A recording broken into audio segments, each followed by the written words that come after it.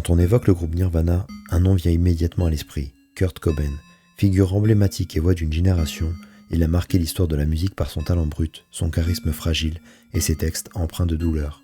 Pourtant, derrière l'icône se cachait un homme tourmenté, rongé par des blessures profondes. Ses choix de vie, son quotidien et ses chansons trahissent un mal-être constant, une difficulté à trouver une paix intérieure. Dans ses paroles résonne une révolte, mais aussi une immense fragilité, celle d'un enfant en manque d'amour, en quête de reconnaissance et de réconfort. La solitude a toujours été un thème central dans l'existence de Kurt. Ses textes évoquent le manque, l'abandon, le besoin d'affection. Il cherchait un refuge, un point d'ancrage, mais n'a jamais vraiment trouvé de réponse concrète. Même entouré, il restait seul, avec ses douleurs, ses doutes et ses démons.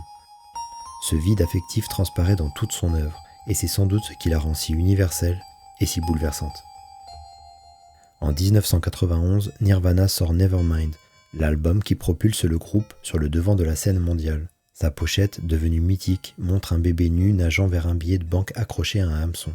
Une image lourde de sens qui ramène à la perte d'innocence, à la société obsédée par l'argent, mais aussi un rappel inconscient de cette quête impossible de réconfort et de pureté, de ce retour au monde in utero que le bébé vient de quitter et qu'il ne retrouvera jamais. En 1993 paraît In Utero, le dernier album du groupe.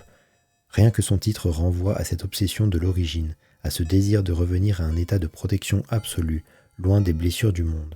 Mais derrière la créativité et l'énergie, la souffrance restait omniprésente chez Kurt. Il souffrait non seulement de troubles psychologiques, mais aussi de douleurs physiques, notamment à l'estomac, qu'il tentait d'apaiser par des substances toxiques. Ces excès n'étaient pas une recherche de plaisir, mais plutôt un moyen d'anesthésier une douleur trop lourde à porter.